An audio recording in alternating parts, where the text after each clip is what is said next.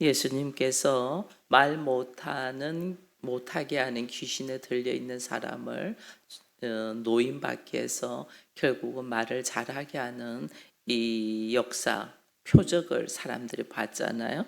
이 표적을 보고 사람들이 이제 또 이야기를 하는 거, 이거 말고 또 다른 표적을 네가 보여주면 우리가 네가 그리스도이고 하나님 아들이라는 걸 믿겠어. 이제 이렇게 이야기를 하는 거죠. 왜냐하면 이들이 요구하는 것은 모세와 같은 표적이에요.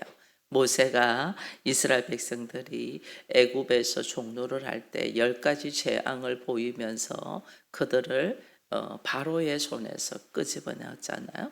바로의 손에서 막 끄집어낸 것이 아니고 광야를 갈 때 만나와 메추라기를 먹이면서 자기들을 먹게 했고, 홍해가 나타났을 때 홍해를 건널 수 있는 이런 기적들을 보였고, 그래서 결국은 자기들을 어떻게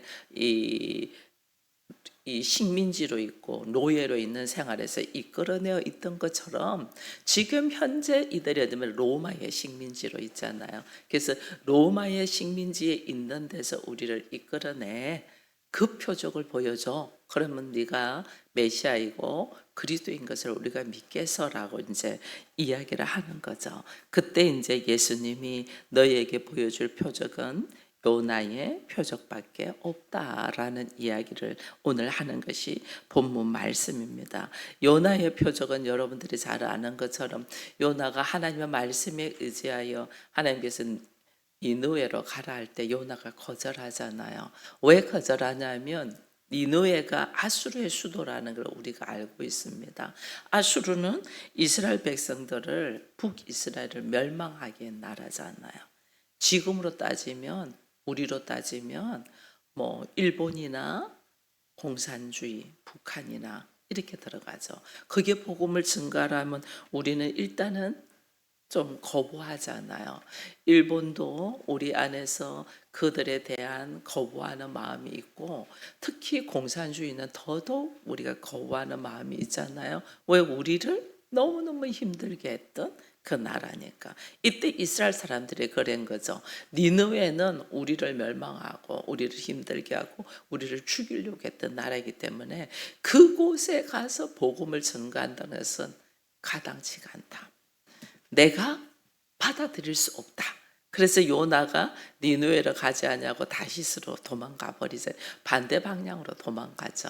그때 하나님께서 요나를 풍랑을 통하여 바다에 빠지게 하고 그 바다에 빠져서 물고기 배 속에서 3일 동안 있고, 그 3일 동안 있는 속에서 요나가 한 것이 뭐냐면 회개잖아요. 회개. 자기의 생각과 감정과 지식과 경험과 전통으로 하나님의 말씀을 거부했던 거잖아요.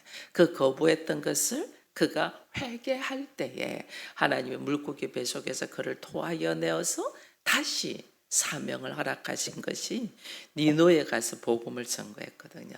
니느웨에 가서 복음을 증거하니까 수많은 사람들이 회개하여 하나님께로 돌아왔던 이 사실, 이것을 예수님이 이야기하면서 그 당시에 요나의 표적이 사람들을 구원시켰던 것처럼 지금 여기에서는 내가 요나의 표적같이, 예수께서 어떻게 해요?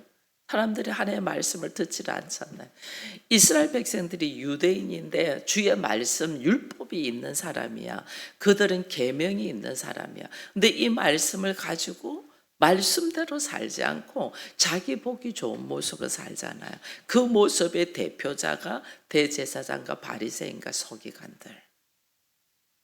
율법의 말씀을 가지고 있는 사람들이 더 그렇게 살았단 말이에요. 그래서 그 지도자들이 수많은 사람들을 말씀 속으로 복음 속으로 들어오게 하지 않냐고 자기들의 유익 안에서 담을 쌓아버렸다면, 이곳에 예수님께서 오셔서 뭐하냐? 죽으시고 십자가에 죽으시고 사흘 만에 부활하셔서 그들에게 생명을, 새로운 기회를 주시기 위하여 오신 이 예수 그리스도.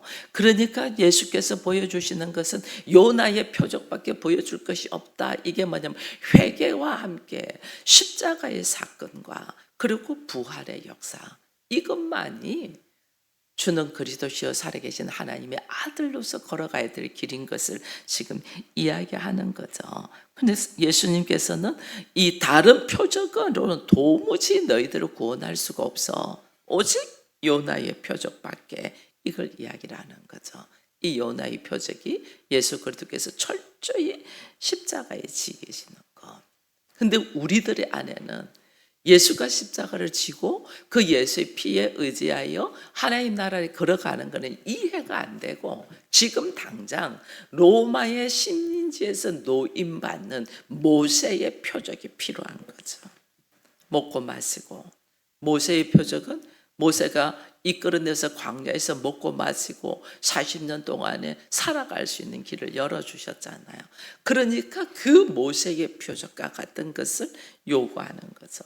교회를 나와도 사람들이 그리스도의 말씀에 의하여 그 보혈로 새롭게 변화되어서 내가 하나님의 자녀가 되는 이 모습으로 걸어가려고 하지 않고, 어떻게 하면 문제가 해결되어서 내가 잘 먹고 잘 살까, 이걸 생각하고 나온단 말이에요.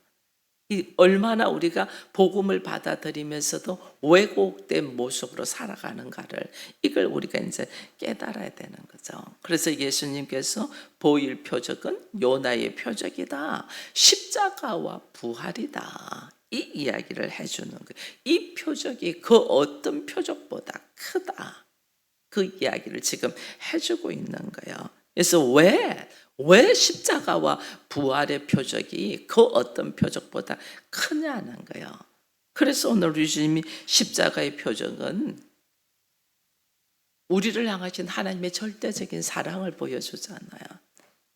나같이 부족한 자, 아무것도 모르고 큰 소리를 치는 나같이 어리석은 자를 향하여 하나님이 하신 것이 그 아들을 주신단 말이에요. 그 아들을 그냥 주시는 거예요. 십자가에 처절하게 못 박잖아요. 이거는 여러분, 우리는요, 자녀에 대한 사랑은, 자녀가 아프다, 자녀가 문제가 있다면요, 부모는 그 자녀의 문제를 내가 껴안고 싶은 것이 부모의 마음이에요. 그 아이는 건강했으면 좋겠고, 그 아이는 잘 살았으면 좋겠고, 그 아이는 행복했으면 좋겠고, 그게 부모 마음이란 말이에요. 그거는 어떤 부모나 똑같단 말이에요. 제가 아플 때, 죽어갈 때 우리 아버지가 하신 말씀이, 나는 이만큼 살았은즉 나를 데리고 가고 이 아이에게는 생명을 달라, 이 아이는 살려달라, 이렇게 말씀하시대요. 나는 이 정도 살았은즉 괜찮다, 근데 이 아이는 살려달라. 이게 부모의 마음이란 말이에요. 자녀가 문제가 있으면 그 문제 속에, 자녀가 그 문제에서 노임받는데, 그 노임받는 데 있어서 반드시 대가를 지불해야 되거든요.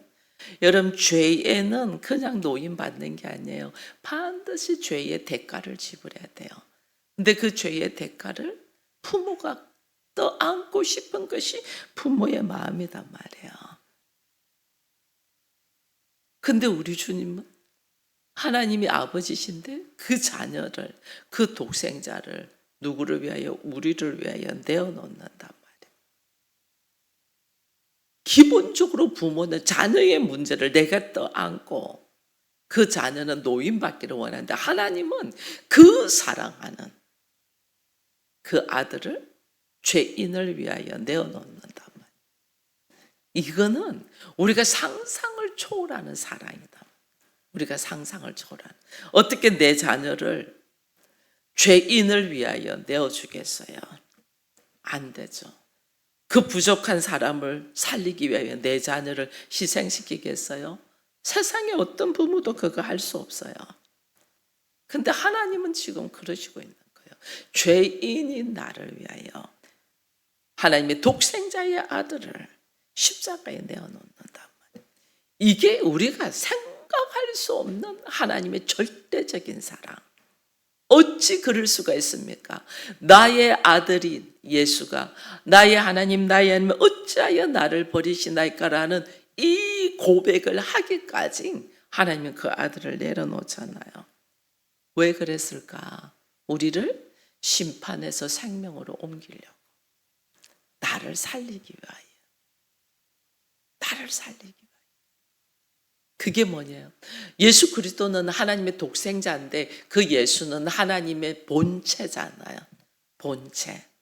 근데 우리는 하나님께서 지으셔서 만드셔서 부족한 존재, 그 부족한 존재를 살리기 위하여 자기의 실체 본체인 아들을 내려놓는단 말이에요. 그러니까 우리가 하나님의 자녀로서의 연약하고 부족한 자녀였는데 이 연약하고 부족한 자녀를 살리기 위해서 하나님의 본체인 그 아들을 내어놓는다. 자신을 철저하게 내어놓는다. 그래서 예수님의 십자가의 사건은 하나님이 자신을 희생해서 나를 건지시고 사망에서 생명으로, 심판에서 영생으로 옮기는 사건이 이 십자가의 사건이잖아요. 내가 그 은혜를 받아서, 그 용서를 받아서, 그 용서를 받은 나는 어떻게 살아가는 거예요? 나도 세상은 내가 뭐가 잘 돼서 성공을 하면 나 잘 살기 위하여 살아요. 나 잘 살기 위하여. 그러니까 세상 사람들이 예를 들어서 생각지도 못한 로또를 막 당첨됐다 이러면 자기 남편이나 아내하고 이혼해버리잖아요. 세상은 나 잘 살기 위하여. 근데 하나님의 나라는 내가 그 말할 수 없는 은혜를 받았잖아요. 하나님께서 이 죄인, 이 부족한 자를 살리기 위해서 자기 자신을 아낌없이 주신 이 말할 수 없는 사랑을 받은 이 하나님의 자녀는 그 하나님의 나라, 하나님의 사랑을 드러내면서 사는 거거든요. 그게 뭐냐면 나를 통하여 또 다른 사람도 용서를 받고 이 놀라운 하나님의 절대적인 사랑을 경험하도록 길을 여는 거예요. 그래서 내가 도무지 사랑할 수 없는 사람도 어떻게 사랑할 수 있는 자가 되는 거예요. 도무지 사랑할 수 없는 자. 이걸 사랑하는 자. 이게 하나님의 나라예요. 그러니 우리들의 기본적인 세상적인 상식으로는 이 십자가가 이해가 되지가 않죠. 왜 저 사람은 아무 죄도 없는데 십자가로 죽냐? 남을 살리면서 왜 자기는 죽냐? 보편적인 사람들이 이해가 안 되죠. 이게 하나님의 사랑이다. 이게 십자가단 말이에요. 이 십자가를 통하여 하나님 뭐하자? 이 땅에, 이 황폐된 이 땅에 하나님의 나라를 세우기 위한 거거든요. 그래서 하나님의 나라는 처절하게 하나님의 헌신과 희생과 사랑으로 세워진 나라거든요. 이것을 내가 경험되고 나도 이제 하나님의 나라를 사모한다면 내가 그 하나님의 나라가 먼저 돼야 되잖아요. 내가 하나님 나라가 되기 위하여 내가 뭐하냐? 내 안에 있는 잘못된 왜곡돼 있는 자아를 처절하게 내려놓는 거죠. 이 내려놓음이 회개로 일어나잖아요. 그럼 그 회개를 통하여 하나님께서 내 안에 성령을 선물로 주시고 그 성령으로 도무지 사랑할 수 없는 자를 사랑할 수 있는 자로 걸어간단 말이에요. 그래서 가정이 교회가 되는 거예요. 가정이 교회가 된다는 것은 도무지 사랑할 수 없는 자를 사랑하는 거예요. 이게 교회가 되었다는 뜻이에요. 도무지 나랑 달라도 너무 다른 당신, 그 당신을 위하여 내가 뭐한다? 처절할 만큼 하나님께 받은 은혜, 사랑을 그에게 그대로 전달하는 거죠. 그럼 그가 어찌하여 나를 이렇게 사랑하셨나라는 것을 깨달을 때가 있을 거잖아요. 그 깨달은 은혜를 가지고 그도 또 하나님의 사랑을 알고 하나님의 나라를 누리도록 그렇게 걸어가는 것이 하나님의 나라단 말이에요. 내가 먼저 그렇게 되어야지 내가 가정 목회자로서 우리 가정을 하나님 나라로 세울 수 있고, 그리고 또 어떻게 내가 있는 직장이나 내가 있는 사회 공동체 안에서도 그 하나님 나라를 증거한단 말이에요. 이게 십자가의 사랑이에요. 그래서 내가 하나님 앞에 이 십자가의 사랑을 받은 사람은 우리가 어떻게 나는 부족한데 그리스도의 부활의 영광을 보게 된다. 이 부활의 영광, 이 부활의 영광을 보려면 날마다 계속 올라오는 내 생각이 있잖아요. 내 생각, 나의 오름, 도저히 이거는 아니야 하고 올라오는 것들이 있어요. 이거를 내려놓는 거예요. 이걸 철저하게 내려놓고 하나님 보시기에 좋은 모습으로, 우리는 아니야. 근데 하나님 보시기에 좋은 모습으로, 여러분 환경이 열악하고 힘들고 고통스럽고 이거는 하나님이 나를 부르시는 거야. 하나님 나를. 이렇게 고통스러운데도 우리는 자기의 생각을 안 내려놔요. 자기의 오름을 안 내려놔요. 이렇게 고통스러운 환경을 자기의 오름, 자기의 생각, 자기의 감정만 딱 내려놓으면 환경은 그대로인데 내가 느끼는 바는 다르단 말이에요. 자기를 쫙 내려놓으면 이게 십자가거든요. 자기를 쫙 내려놓으면 놀라운, 그 다음에 뭐를 보냐면 십자가 다음에 부활이잖아요. 부활의 표적을 우리가 보게 돼요. 이걸 요나가 자기 생각을 안 내려놓고 고집 피우고 하나님 앞에 이거는 아니지요. 무슨 말씀이세요? 니느웨는 아니지요. 자기 생각을 내려놓지 못했잖아요. 그게 뭐냐면 현실적으로 그게 또 틀린 말은 아니죠. 근데 그 틀린 말이 아닌 것이 인간의 가치관으로 볼 때는 틀린 말이 아니죠. 근데 하나님의 가치관은 뭘 우리를 하냐면 내가 옳다고 생각하고 있는 것을 깨트리는 거잖아요. 내가 알고 있는 상식과 지식과 전통을 다 깨트리는 거잖아요. 왜? 내 자신이 왜곡되어 있는 사람이라는 것을 지금 인정하라는 거거든요. 근데 우리는 내 자신이 왜곡된 것이 아니라 나는 최선을 다해서 살고 열심히 살고 나는 잘했다고 생각되니까 다른 사람들의 모습이 못마땅한 거예요. 그 하나님이 그걸 깨트리는 거예요. 깨트리는 거. 요즘 제가 이렇게 산책을 하다 보면 재미있는 모습들을 많이 봅니다. 어떨 때는 강아지를 산책하는데 강아지가 안 가려고 뻗팅기고 있는 강아지도 있고, 또 어제는 제가 이렇게 산책하는데 어떤 꼬맹이가 엄마는 가자 가자, 치는 저쪽으로 간다고 안 간다고 막 하는. 그래서 제가 우리 아이의 어린 시절이 떠올랐어요. 우리 아이도 어린 시절에 시내 한복판에서 뻗팅기고 막 울고 하는데 제가 한 행동이 그때는 잘했다고 생각했어요.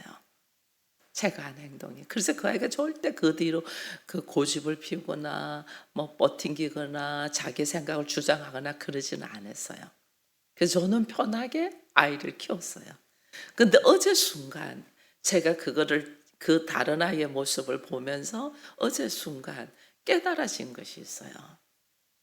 그 나의 행동이 그 아이의 입장에서 잘한 것일까? 미안하더라고요. 그때 마음껏 들어주지 못한 것이 미안하더라니까요. 별거 아닌데. 별거 아닌데 나의 오름 속에 이 아이는 이때 고집 피울 때 우리가 그렇게 하잖아요. 그 어린아이들의 그 버릇은 3살 때 잡아야 된다. 3살 버릇 8까지는 간다. 그래서 우리의 오름 속에서 그 아이들을 통제를 하거든요. 근데 저는 어제 그 모습들을 보면서 저도 이야기를 했거든요. 장로님하고 내가 그랬노라고 이야기를 했는데 이야기하는 순간 제 안에 딱 깨닫는 것이 오는 거예요. 그게 나는 옳았고 나는 잘했어. 나는 그래서 편했어. 그 뒤로부터 아이가 고집을 피우지 않으니까. 근데 그 아이의 입장을 봤을 때 옳았을까? 조금만 받쳐주면 되는데 그렇게 울도록 내버려 두는 것이 옳았을까? 한순간 딱 들어오면서 미안함이 딱 올라오더라고요. 우리가 자녀를 양육을 이렇게 자기의 오름으로 키웠구나. 그게 내가 온전한 사람이 아닌데. 지금 우리가 어린 시절에 내 자녀를 키웠던 모습과 지금 나에게 손자가 있고 손녀가 있으면 손자, 손녀한테 대하는 모습은 확연히 다를 거라고요. 확연히. 그 할머니와 할아버지의 마음과 같이 자녀들을 양육해야 되는데 부모는 그렇지 않단 말이에요. 아이들한테 그렇게 해주지 마세요. 버릇 나빠져요. 할머니 할아버지가 할 때, 젊은 사람이 볼 때 애들 버릇 나빠져요. 그렇게 하지 마세요. 이렇게 하잖아요. 그 버릇 나빠지는 것보다 더 귀한 사랑을 배우는 것에는 알지 못하는 거예요. 우리가 왜곡되어 있고 우리가 잘못되어 있다는 것은 생각조차 못한단 말이에요. 우리는. 그래서 우리 오름 속에서 우리는 채찍을 가하는 거죠. 채찍을.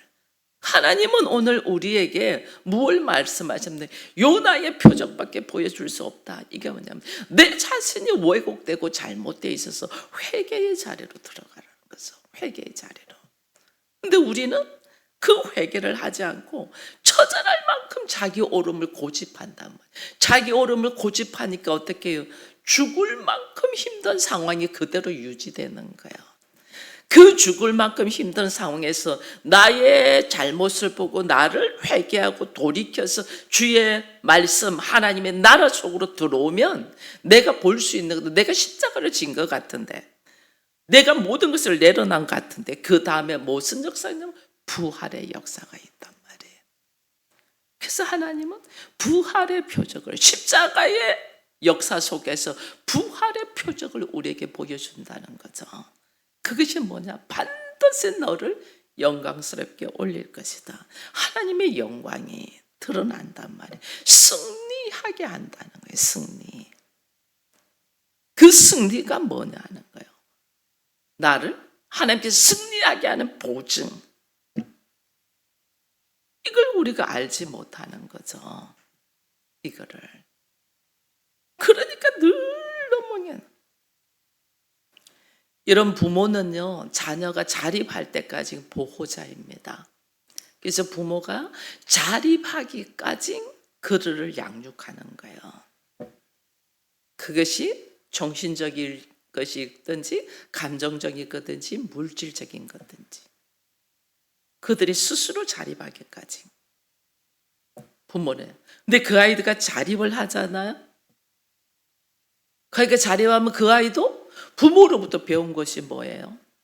나도 자녀를 넣으면 그 아이가 자립하기까지 정신적인 것이든지 감정적인 것이든지 물질적인 것을 내가 어째 전적으로 지원해 주는 그게 부모예요. 부모. 보호하고 지키는 거예요. 하나님이 우리의 아버지잖아요. 하나님이 우리의 아버지인데 하나님은 뭐 하셨냐는 우리로 하여금 근본적으로 해결할 수 없는 문제가 우리가 죽음의 문제잖아요. 그죠? 하나님은 우리 아버지인데 우리가 죽음의 문제 앞에 있잖아요. 그거는 누구도 그걸 피할 수 없는 죽음의 문제.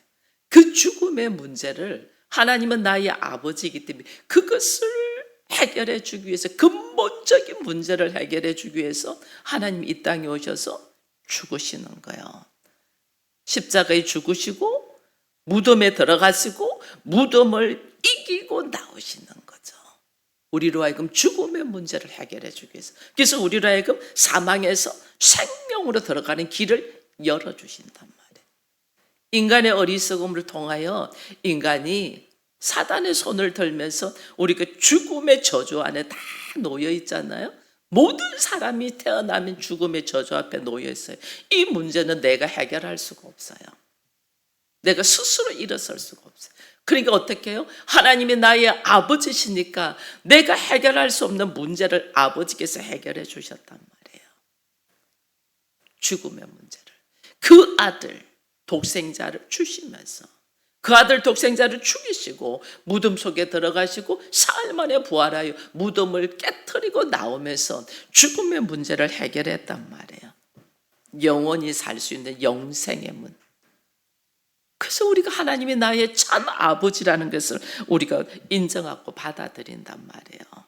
부활하신 예수 그리스도께서 오늘 우리로 하여금 이 문제를, 이 해결할 수 없는 근본적인 죽음의 문제를 내가 여기서 노임받은 것을 인식하고 깨닫고 누리게 하기 위하여 성령으로 우리와 함께 계신단 말이에요. 성령으로. 이것처럼 엄청난 것이 없잖아요. 성령을 우리에게 보내주셔서 성령으로 항상 세상 끝날까지 우리와 함께 계시면서 나로 하여금 주께서 죽음의 문제를 해결하고 깨뜨리고 승리하신 그 길로 우리가 가도록 우리를 인도하신단 말이에요. 이것을 알고 깨닫고 걸어가는 것이 복음의 길, 신앙의 길로 가는 거예요. 교회 나와서 그냥 나의 육신적으로 필요한 문제들이 해결이 되고 좀 편안하게 자고 잘 먹고 잘 살고 사람들에게 잘 안 그러게 되고 이것 때문에 교회 나오는 게 아니에요. 근본적인 문제.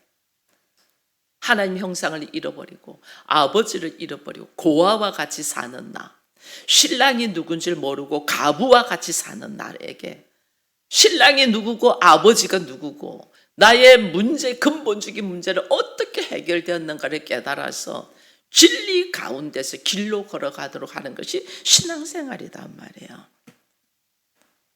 이 신앙생활의 방법이 길이 뭔 줄을 모르고 그냥 사람들과 만나서 교제를 하고 좋아하고 자기 감정에 기뻐하고 이게 신앙생활이 아니란 말이에요. 그래서 오늘 우리 주님이 이야기하는 거예요. 요나의 표적을 이야기를 하면서 그 다음에 무슨 표적을 뭘 또 이야기를 하냐면 31절에 보니까 심판 때에 남방 여왕이 일어나 이 세대 사람들을 정죄하겠다. 남방 여왕. 솔로몬이 지혜가 놀라운 것을 이방 사람들이 듣고 그 솔로몬의 지혜를 보기 위하여 하나님의 말씀을 듣기 위하여 이방의 여왕이 금은 보물을 가지고 솔로몬에게 온단 말이에요.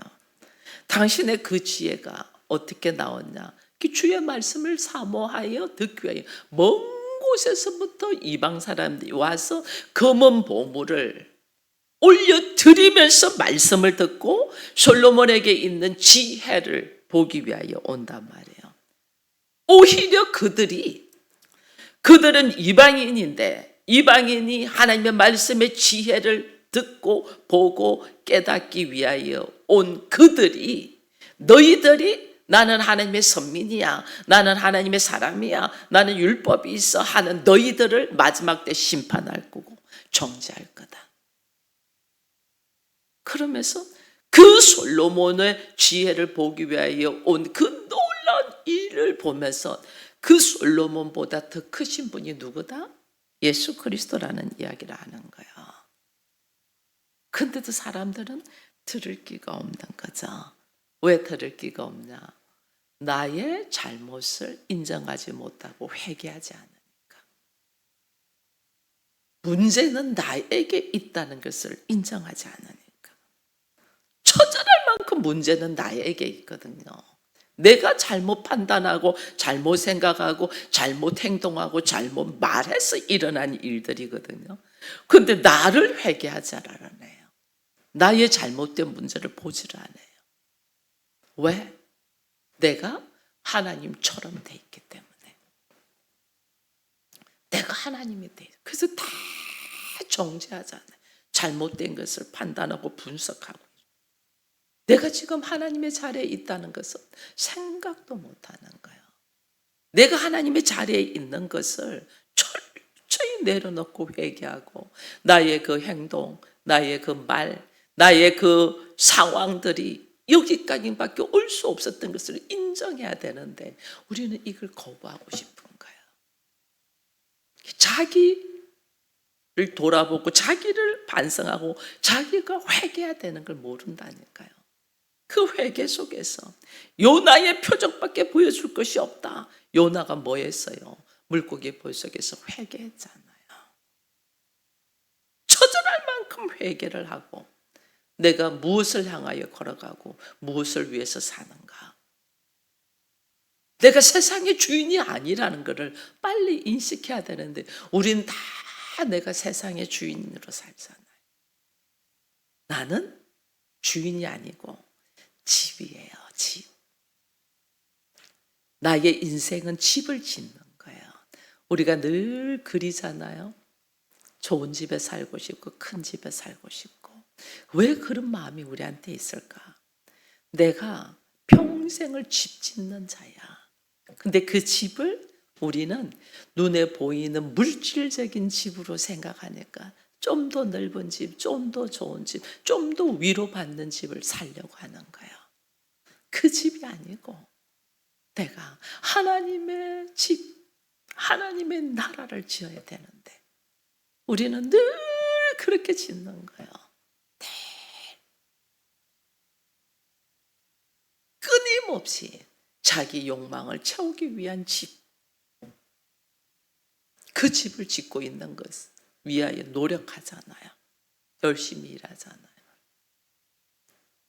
이 인생의 모습에 한 번씩 제가 이렇게 TV에 보면 그 집에 대하여 이야기하는 이 프로그램이 있습니다. 어떤 연세 많으신 분이 자기의 전 재산을 들어서 자식한테 주지 않냐고 노년에 집을 궁전까지 크게 지었. 그 집이 너무 좋아서 자식들이 그 집 때문에 부모한테 오는 것이 그 TV에 나오더라고요. 집 때문에. 그 평생의 인생에게 인간의 욕망이에요. 인간의 욕망. 내가 살고 싶은 집, 짓고 싶은 거지. 근데 하나님은 우리에게 말씀하시는 것이 내가 그렇게 육신적으로 살고 싶은 집을 짓는 것이 아니고 내 평생의 집은 무슨 집을 지어야 되냐? 하나님의 집을 지어야지. 나에게 뭐가 있다? 영생이 있단 말이에요. 근데 우리는 그걸 모르는 거죠. 자기의 욕망의 집을 짓고 있다는 거죠. 내가 무엇을 위하여 살고 있고 나는 어떤 모습으로 사냐는 거예요. 표적을 보고 주를 따라온 사람은 그 표적이 어느 날 내 뜻과 다르면 주님 버립니다. 언제든지 버립니다. 내 생각하고 다르네. 언제든지 표적을 보고 따라온 사람. 근데 하나님은 우리로 하여금 영혼을 살리잖아요. 그러니까 나의 집이 육신의 욕망의 집이 아니고 하나님의 나라의 집을 짓는 자로 내가 깨어서 걸어가고 산다면 나의 삶의 모습이 어떻게 살고 있을까? 이게 다르단 말이에요. 그래서 인생을 오늘 우리 주님이 말하시는 거죠.